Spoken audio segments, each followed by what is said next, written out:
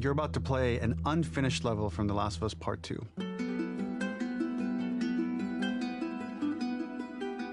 The reason we added this section is there are a few sequences, and we picked the 3 of the best ones, that we cut from the game. Often we build a game that's much bigger than what ends up being the final product. They were months away from being finished, but we wanted to give you an insight of what it's like when we built the game, because often we have this whole thing constructed and it doesn't have final art or audio or dialogue.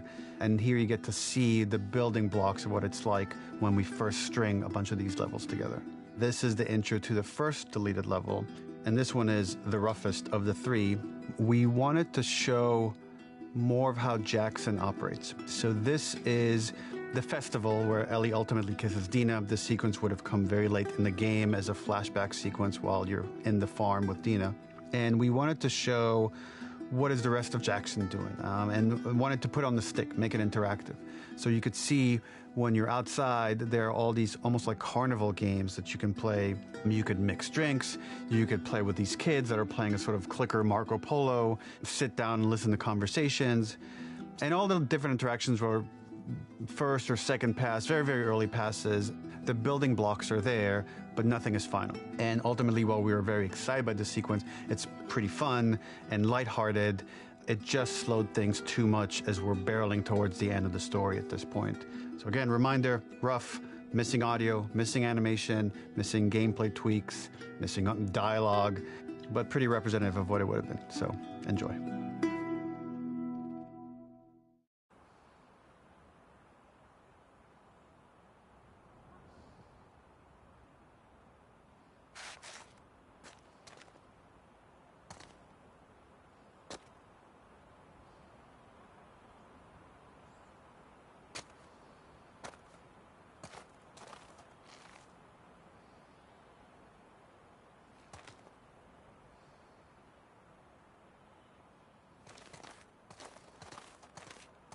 Originally, this level was going to transition us to farm.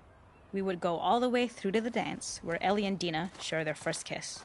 Then we would play through farm, and when Ellie plays the guitar at night, she would remember the Seth incident. So, the opening for this was a little tricky. We needed it to match at least a little what you might expect emotionally coming from prior beats, because we were already purposefully disorienting you in time and space. Remember, you just came from this huge fight. To jump straight into it would have been a little too jarring. After some back and forth, we rooted it in Ellie's nerves, calling back to her hands shaking in the theater. But this time, for a much more innocuous reason we'll find out later. She's nervous because she has a crush on Dina, who is the only reason why she's here at the dance. Something we really wanted to do was highlight the way their lives had turned upside down since she went down this path. We had this idea of recontextualizing all of our usual gameplay mechanics that were designed for really violent ends. The workbench, door bashes, throwable weapons, and even the infected, which is my personal favorite. Peppered throughout the level are moments of levity or shared history, all the while seeing how happy and mundane they all were before her huge revenge odyssey.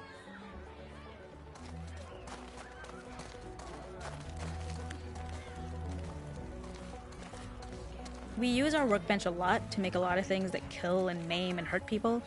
Here, we had the silly idea of using the same field, harkening back to the same animations, using the exact same UI to instead fix a drink. Like the workbench, you could pick your base, and then you could add something to it. And at the time, we had some different reactions from Ellie based on how strong you chose to make the drink. Something we wanted to prototype, though, before it got cut, was picking up some ingredients around to add, like a lime or maybe a bottle of someone's favorite whiskey or salt. Like you were earning upgrades. We also toyed with having Ellie carry around the drink you made and occasionally sip it, psyching herself up to go talk to Dina inside because she's nervous.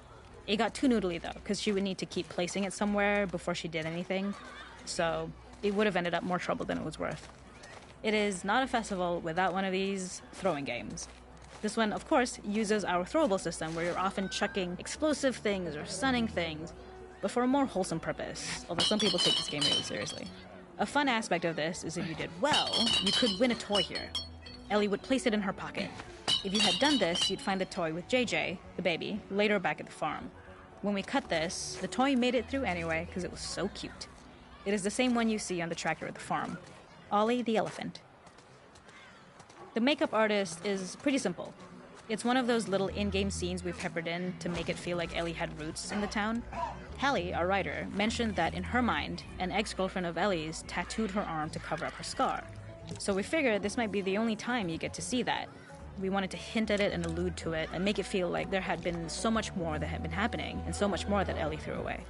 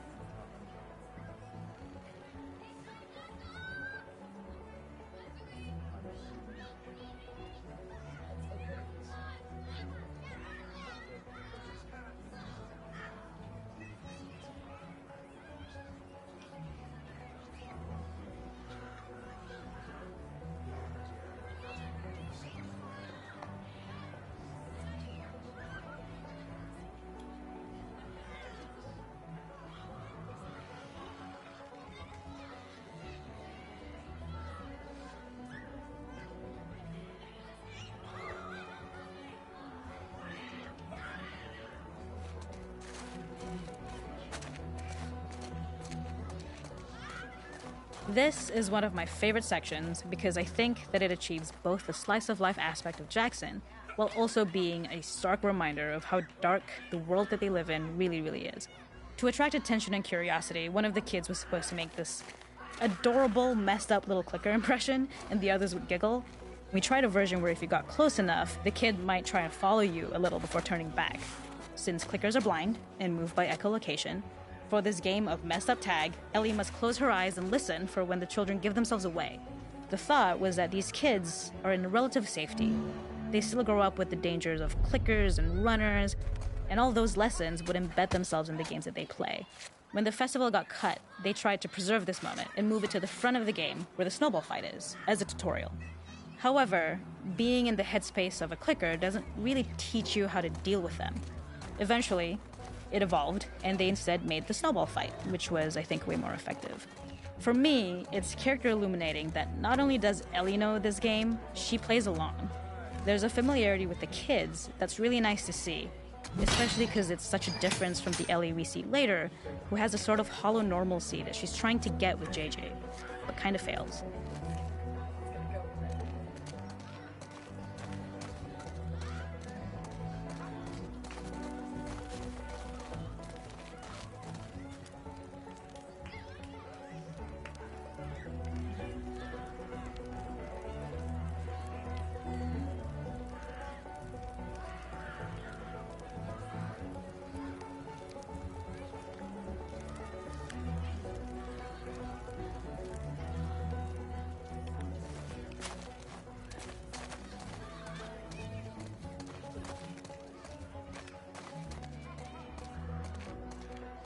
There's a hidden spot at the back that was just a bit of fun.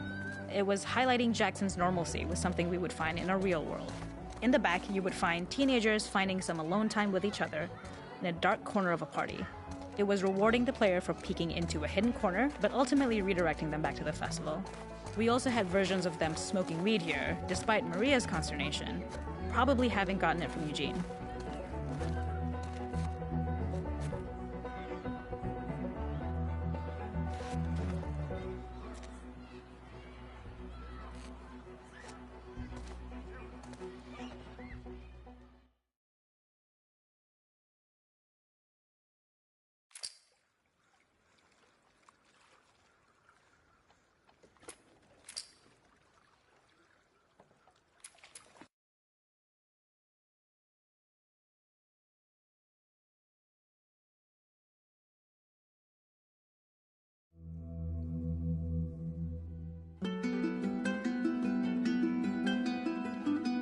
In this second deleted level, which is an extended sequence of the sewers in Seattle, this comes on the heels of where Ellie goes into a building and she survives an attack by stalkers and gets thrown out of a window and gets swept away by the current, and then we cut this section that used to be there in the final game.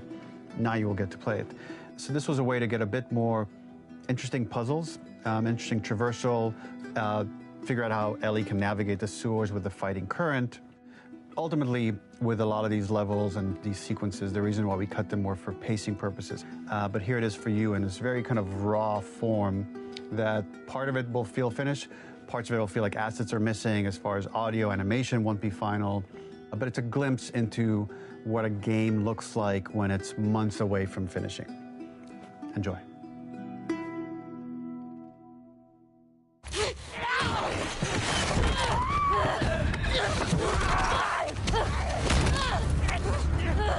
Get off me!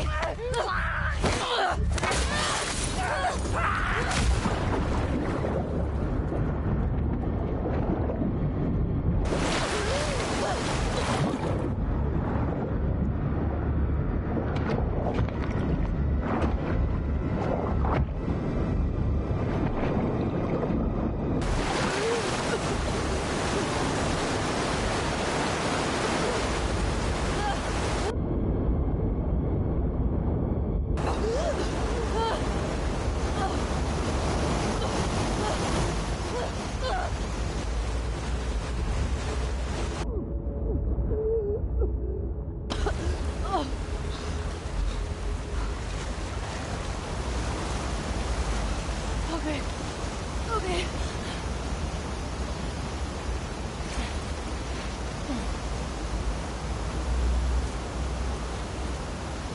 Fuck, Seattle. Okay. Where the hell am I?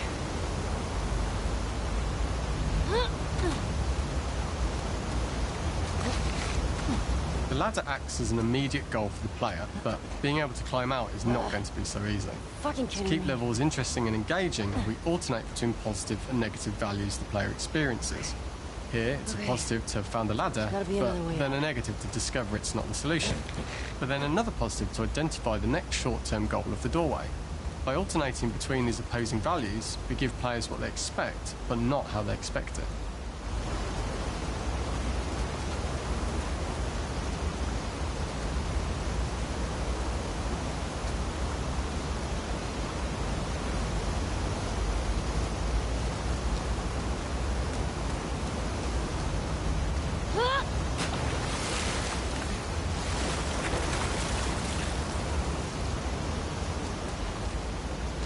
This level, internally known as Find Nora, was quite long in duration as we had to make Ellie traverse a far distance to the opposite side of downtown Seattle. The sewer section was originally longer than what we released the game with, approximately 10 minutes more. This was one of the few areas of the game that used water flow as part of a traversal puzzle. The player has to go upstream to use the current to get to the platform to reach the other side. We mostly cut this mechanic game wide, however it remained in essence in the section swimming to the aquarium as Ellie when you were avoiding the waves. What have we got here?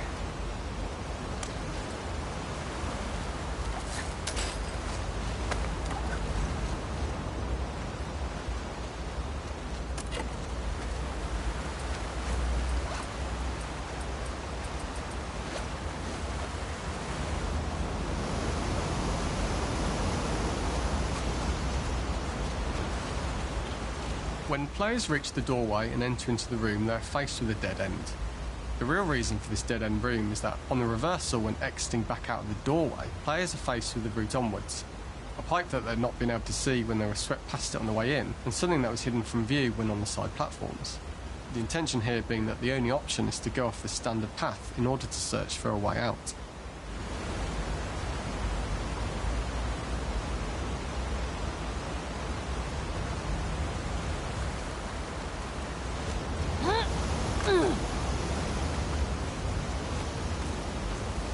Get me the hell out of here.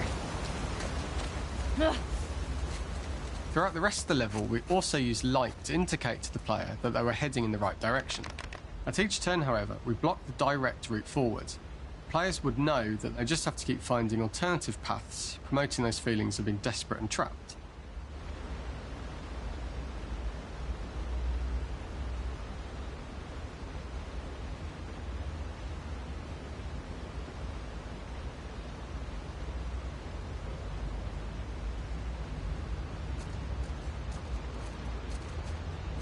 We slowly introduced the player to consider climbing into smaller pipes and crouching in these tight spaces. This is to slowly build up to, and encourage, the player to climb into such a small pipe that they'd have to be crawling on their stomach, which is something that the player previously may not have recognised as a playable space, let alone the desired route they need to take.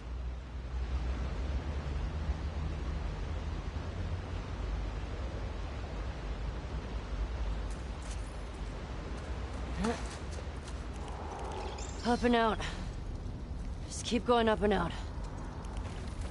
We added a tiny space just to reward the player's exploration with a pickup item, and we made sure it was something that made sense that you'd find in this area. A canister and all the garbage. What's up, my friend? It's King Cobra 70. We loved the idea of making Ellie prone through a tiny, dirty pipe in order to get out, as it was a great opportunity to use our prone mechanic. A unique camera setup was created to support crawling in these pipes, as the standard prone camera is much higher above the player. We also created custom collision in order for Ellie to manoeuvre in these tight spaces easily. Initially, the oblong collision capsule around her character caused issues crawling around corners. We put extra effort into the custom corner collision, so the movement experience is as smooth as the main game. We loved the idea of making Ellie prone through a tiny, dirty pipe in order to get out, as it was a great opportunity to use our prone mechanic. The unique camera setup was created to support crawling in these pipes, as the standard prone camera is much higher above the player. We also created custom collision in order for Ellie to manoeuvre in these tight spaces easily. Initially, the oblong collision capsule around her character caused issues crawling around corners. We put extra effort into the custom corner collision, so the movement experience. In order for the player to feel cramped, claustrophobic and desperate, we'd been enforcing the traversal mechanics that allow for a tight environment which promote these feelings. We introduced the use of the squeeze through so that we can keep the player feeling enclosed and tight, but without repeating the same geometry. Here we change from low ceilings with wider walls to high ceilings and tight walls to change up the spatial pacing and keep the level from repeating itself.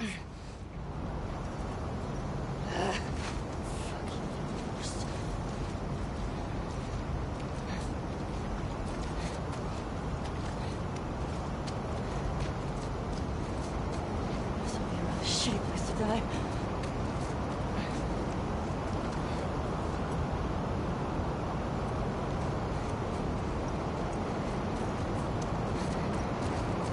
Originally, we had the waterline much higher here, so players had to swim through this tight tunnel.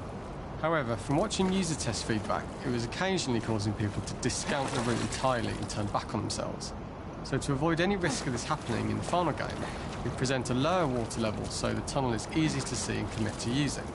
Although this isn't as impactful without the prone swim, it's the better decision as it means a smoother experience for the player with no backtracking frustration. We draw the player towards this pipe as it is seemingly the route out of the tight space. Fairly soon it is obvious that this path is blocked. If the player goes all the way up to the bars that block the path, they are rewarded with a pickup, so this journey doesn't feel wasted. It is important to encourage the player to try to progress along this path so that they would subtly be thinking of progress in this direction. We hint to the player that there is a bigger, new space beyond this pipe by showing the player the waterfall. This helps players consider the other route when they don't know how far the tunnel is or whether they'd make it.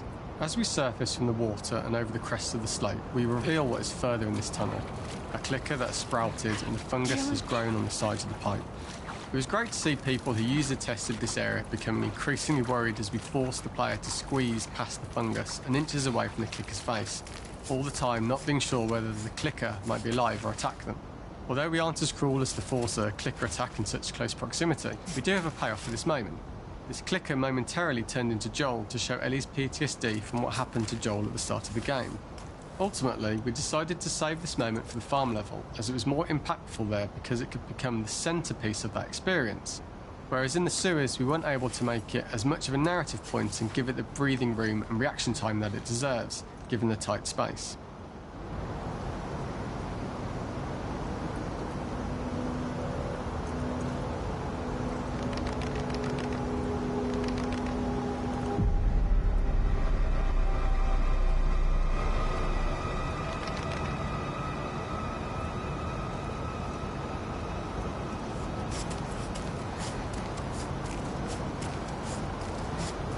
Oh shit!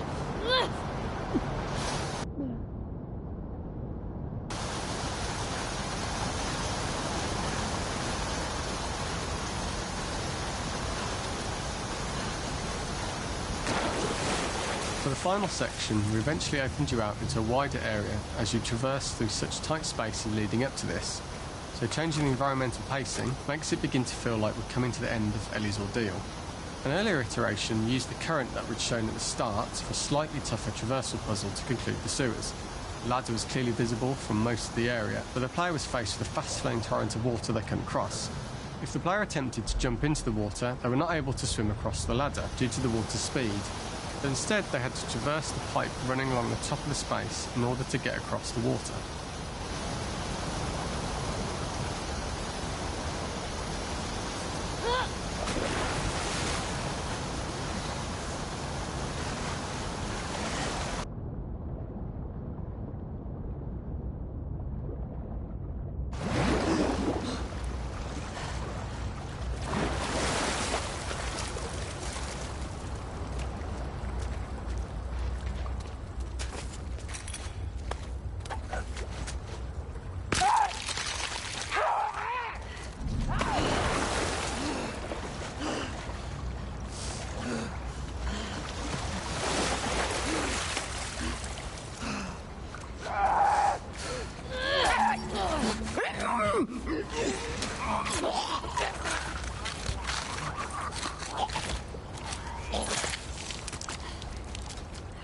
This is the first time we get to see stalkers that are embedded into the walls.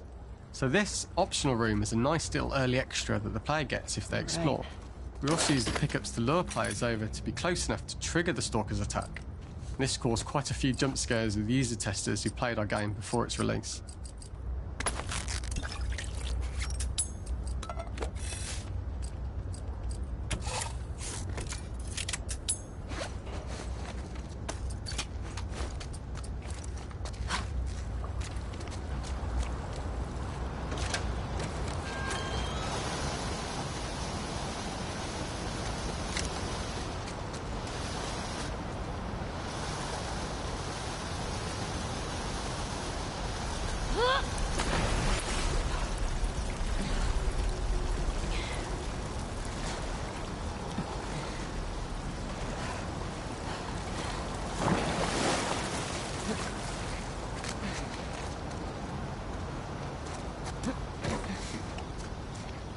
Using this pipe was retained in the iteration we shipped with, as it's the last of the extreme methods Ellie has to undergo in order to escape the sewers, and what she will go through in her pursuit of revenge.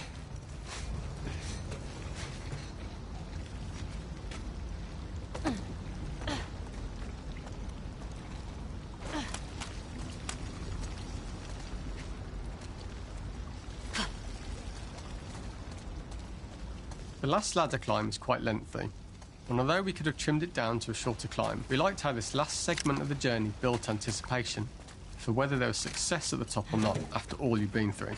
Ultimately, the ladder exits out into the subway station, which is how it connects in the final game. Ellie then has to find her way to the hospital from here, crossing paths with the scars for the first time.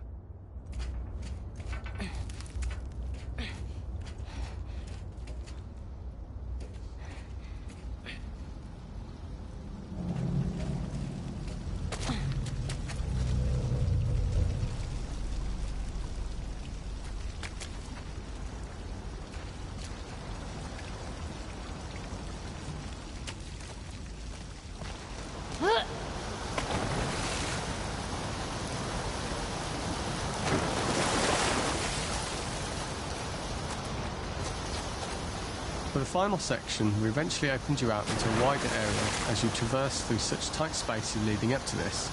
So changing the environmental pacing makes it begin to feel like we're coming to the end of Ellie's ordeal. An earlier iteration used the current that we'd shown at the start for a slightly tougher traversal puzzle to conclude the sewers. The ladder was clearly visible from most of the area, but the player was faced with a fast-flowing torrent of water they couldn't cross.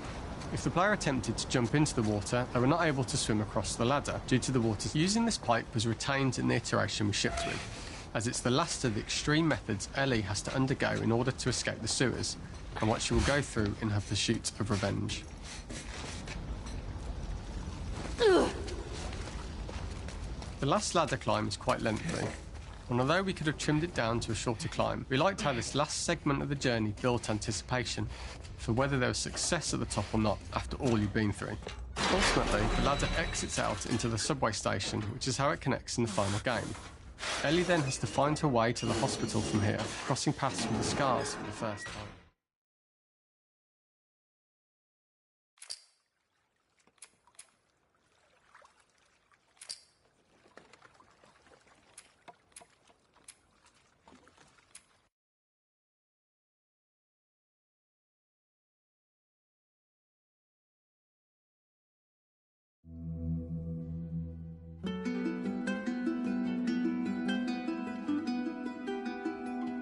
For this third and final deleted level, what we call the boar hunt sequence, this was a sequence pretty late in the game. It was right after the whole Seattle Abby sequence where Abby spares Ellie.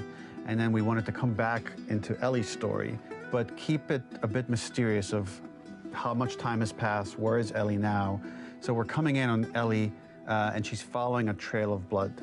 And we wanted to mirror in a way the deer hunt sequence from the first game, but this time do it with a boar. And there's something with Ellie that now she can't let go of this violence. She's pursuing it, even against this innocent animal. This was another opportunity to show how the violence that Ellie has experienced, the violence that she witnessed being afflicted onto Joel, is still sticking with her, and she's still experiencing these PTSD moments. This was a sequence that was pretty far along and was cut pretty late in production. Parts of it are still really rough, but the gameplay, the building blocks were all there. I think you'll have fun to see, like, again, a rough, unfinished sequence that you can play. You can see all the way to the end, and including a cinematic that we end up cutting. And the remnants of the sequence ended up being mentioned in Ellie's journal.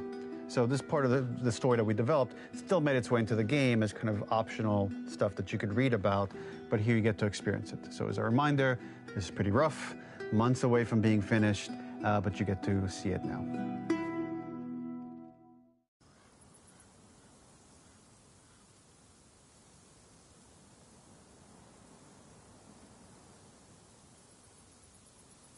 Where are you?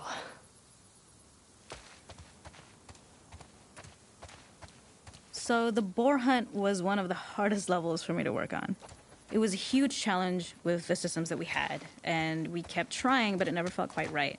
Originally, the level happened after the Jackson Festival, which also got cut, but before Farm. Once the festival got cut, it became the prologue to Farm. The intended experience is that we jump forward in time after the fight with Abby in the theater.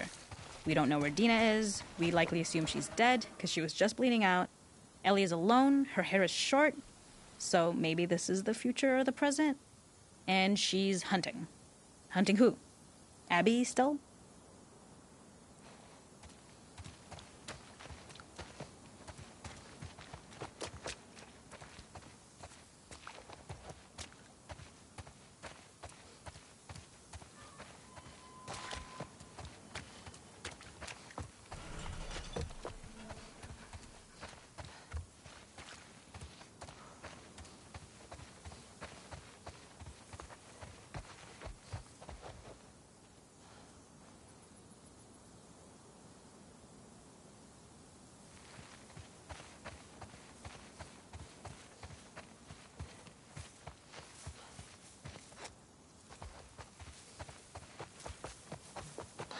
Lose it.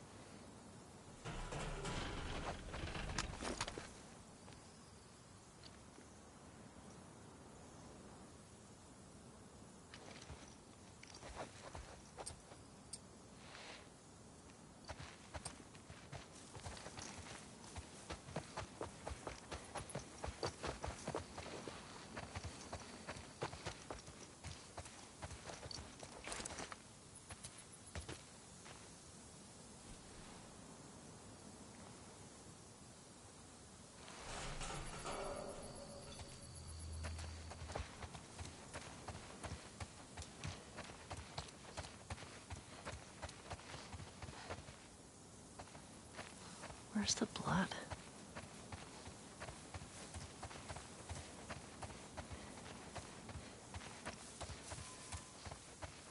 So the boar hunt was one of the hardest levels for me to work on. It was a huge challenge with the systems that we had, and we kept trying, but it never felt quite right. Originally, the level happened after the Jackson Festival, which also got cut, but before Farm. Once the festival got cut, it became the prologue to Farm. In early iterations of the fight, it was more arena-like. The player slowly whittles down the boar's health. Ellie gets more visceral and more vicious. We get a little worried about her. As the boar gets weaker, more panicked, more feral, and we start feeling sympathetic to the boar, was the hope. In all of these iterations, especially of these wider areas, it required custom AI and scripting to make sure it continued to feel organic as an animal, but we really needed it to do specific stuff. It needed to be able to close distances really, really quickly. It needed to charge to attack, but we wanted the feeling of hunting, so we needed to track it down from afar. And we also needed to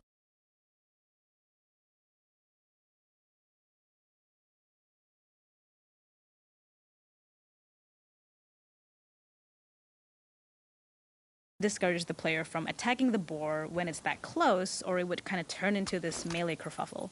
How do we do this in our world while keeping the boar believable?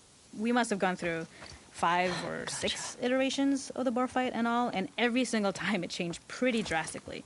We split it into clear phases, where one was like all long range. We tried another where you're getting close and you get the jump on it quite literally. You're jumping off of a rock to attack it. And then finally, we tried a bunch where you almost sort of go around a bunch of trailers and try and wrestle it. We uncovered after some time that taking down a boar over several phases felt very laborious and a little dramatic. It was comically long, it felt too boss-like, a little too gamey. We decided to cut the first few phases, and we opted for a cold open after the boar had already been hurt off-screen. So that allowed us to focus on feeling like we're closing in on prey and to introduce the boar when it was at its most dangerous. Already hurt, already feral, much too close for comfort. How do I get in there? And so the thinking was it would bring us more into Ellie's mindset. Is this really hunting for food, or is she hunting for some other reason?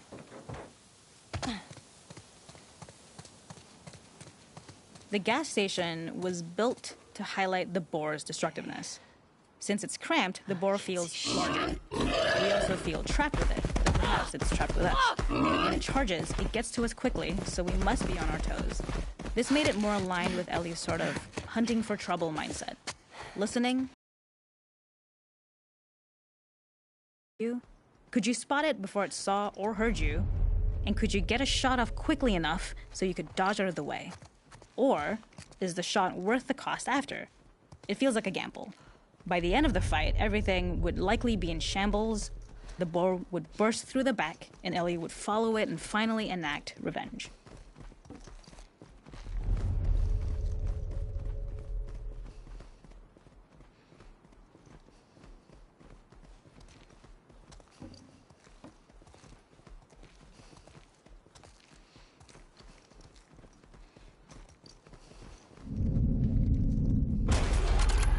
Got you.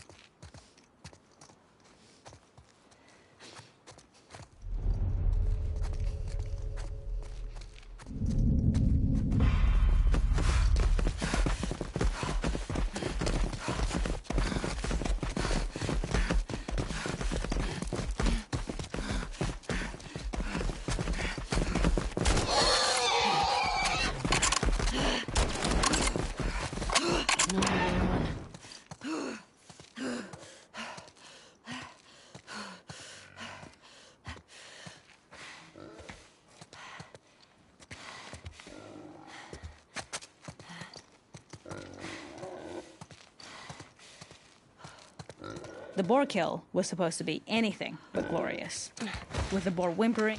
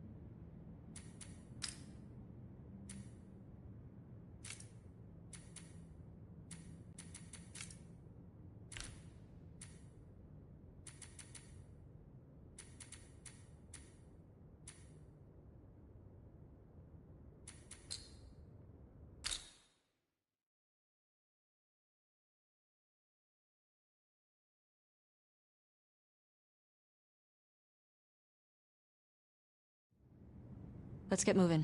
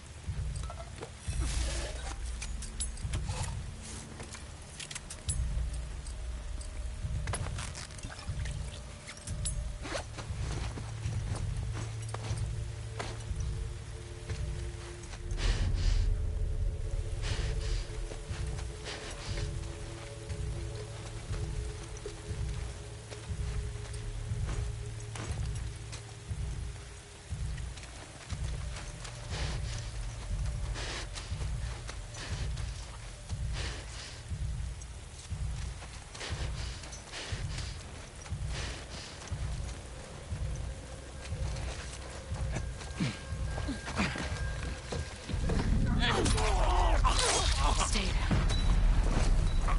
Move in! You got it! Right on the ground!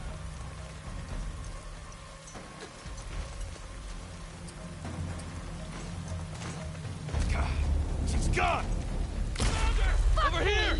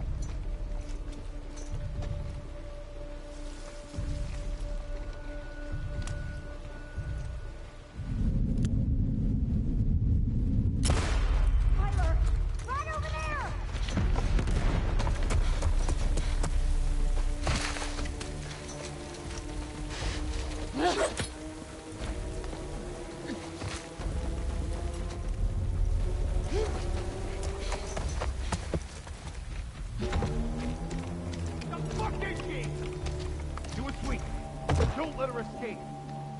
Yeah, you go there.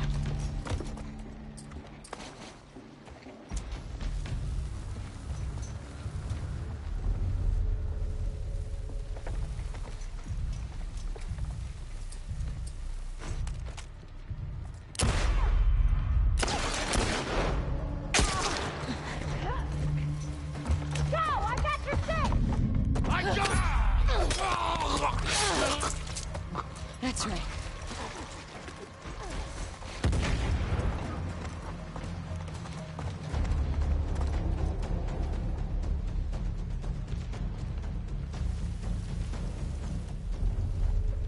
Where'd she go?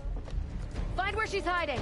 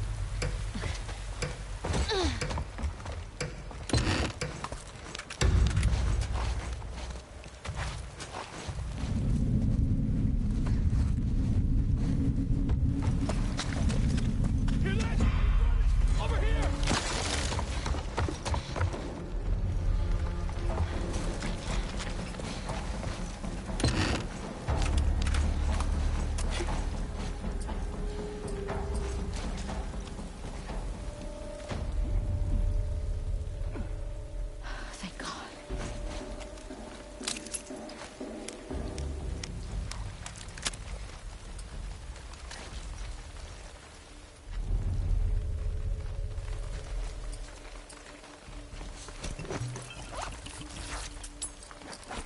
Any sign of her?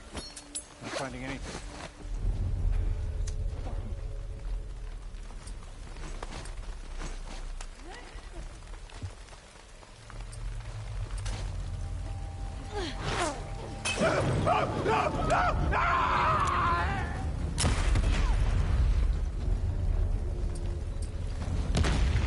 Get her from the side! Oh, look out!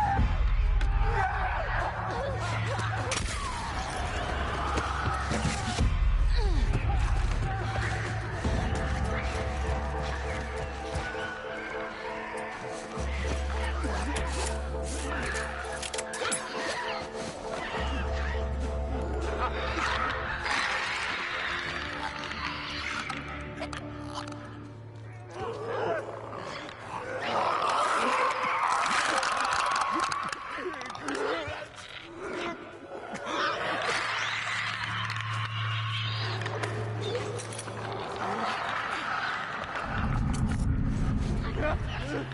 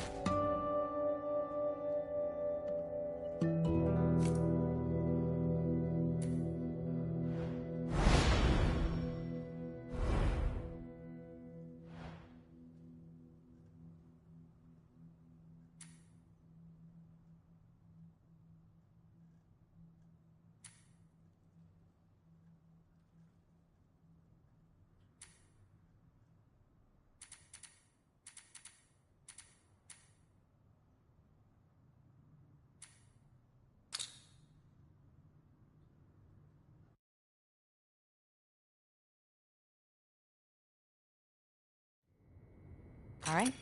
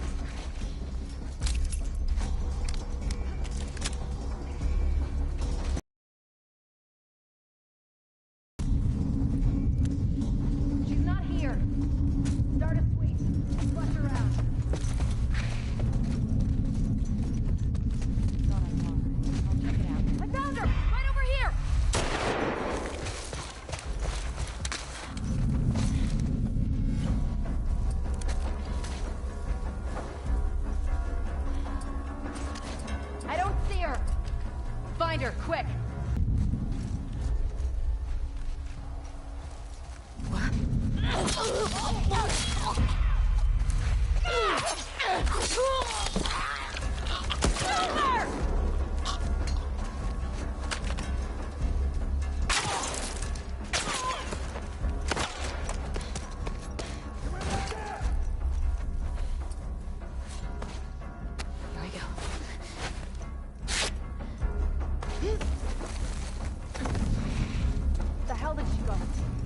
Hunt her down.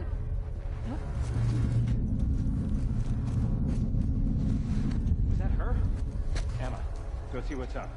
Okay, watch my six. I caught her! Down there!